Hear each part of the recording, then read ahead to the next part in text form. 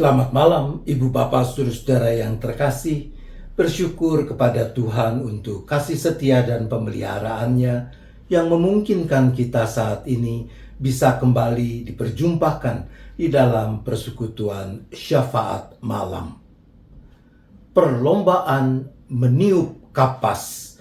Demikian cerita singkat yang mengawali refleksi kita pada saat ini. Di sebuah kerajaan kecil, rajanya terkenal sebagai orang yang sangat mengasihi dan juga dikasihi rakyatnya.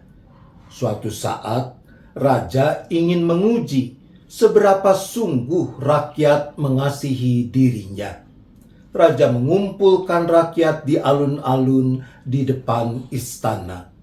Ia berdiri di atas balkon istana dan berkata, "Wahai rakyatku yang aku kasihi, apakah kalian mengasihi aku?" Rakyat yang hadir serempak berteriak, "Kami mengasihi tuanku raja." Raja bertanya lagi, "Apakah kalian sungguh mengasihiku?" Rakyat kembali menjawab, "Benar, kami sungguh mengasihi paduka raja." "Apakah kalian juga bersedia berkorban untukku?" Raja melanjutkan. Orang banyak spontan merespons, "Tentu kami bersedia berkorban bagi baginda raja." "Baik sekali bahwa kalian mengasihiku dan bersedia berkorban bagiku," ujar raja. "Saat ini aku membutuhkan bantuan kalian. Dokter menyatakan aku gagal ginjal. Oleh karena itu harus dilakukan transplantasi ginjal. Untuk itu aku memerlukan orang yang bersedia mendonorkan ginjalnya. Adakah di antara kalian yang bersedia?"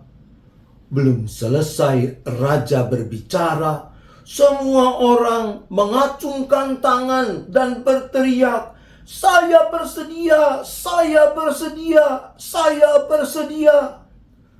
"Wah, luar biasa," kata raja. "Kalian semua begitu mengasihiku sehingga bersedia berkorban bagiku. Aku akan mengundi siapa yang akan mengorbankan ginjalnya bagiku. Di tanganku ada segumpal kecil kapas. Aku akan melemparkannya, dan siapa yang nanti dihinggapi oleh kapas itu, dialah yang akan menjadi donor ginjalku." Lalu raja melemparkan gumpalan kecil kapas di tangannya. Kapas kecil itu melayang-layang terbawa angin. Apa yang terjadi? Begitu kapas itu mendekati seseorang, orang itu meniupnya agar beralih ke tempat orang lain. Begitu juga yang dilakukan oleh orang-orang lain. Maka alun-alun pun riuh dengan perlombaan meniup kapas. Ibu bapak, saudara-saudara yang dikasihi Tuhan, kasih, mengasihi adalah kata-kata yang sangat mudah diucapkan. Namun ketika harus membuktikannya dalam sikap dan perbuatan, ternyata tidak semua orang bersedia dan mau melakukannya. Mewujudkan kasih dalam sikap dan perbuatan menuntut kesediaan orang untuk berkorban. Itulah yang Yesus Kristus perbuat bagi kita.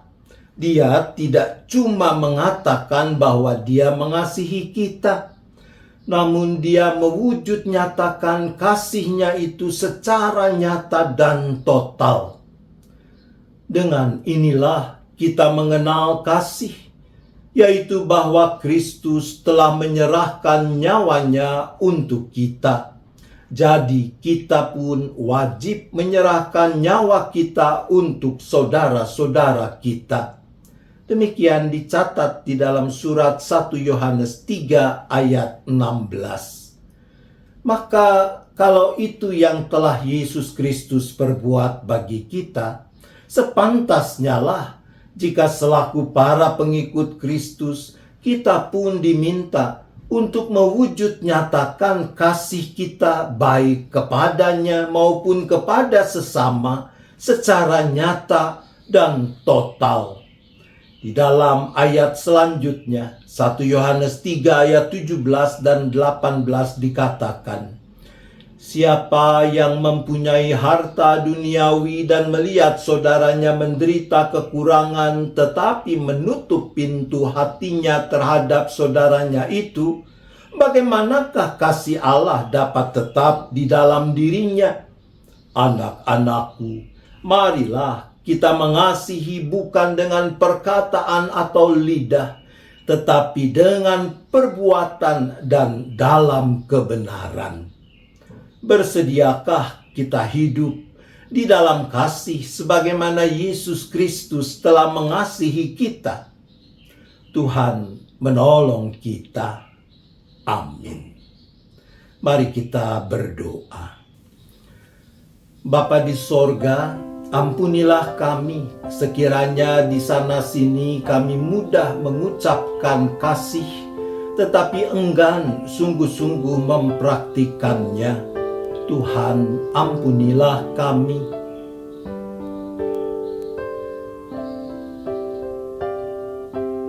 Berilah kami hikmat dan kekuatan agar mau mewujudkan kasih kepada Allah dan kepada sesama secara utuh, baik dengan perkataan maupun dengan perbuatan. Tuhan, tolonglah kami.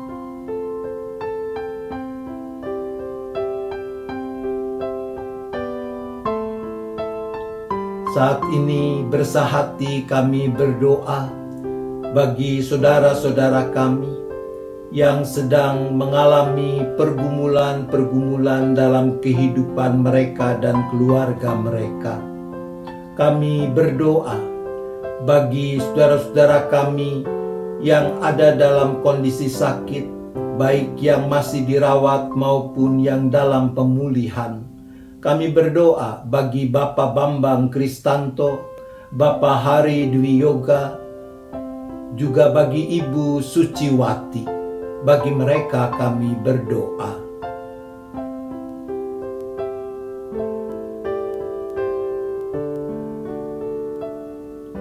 Kami juga memohonkan kekuatan penghiburan bagi keluarga yang sedang berduka, seperti keluarga almarhum Bapak Jason Lasse. Untuk mereka kami berdoa.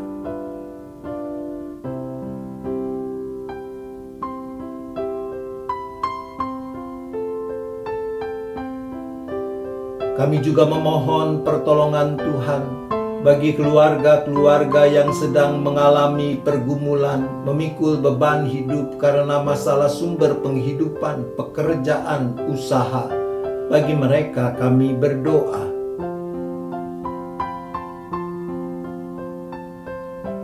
Kami menyerahkan ya Bapa, keberadaan setiap anakmu, seisi keluarga masing-masing, dengan masa depan yang masih Tuhan anugerahkan ke dalam tangan pengasihan penyertaan Tuhan.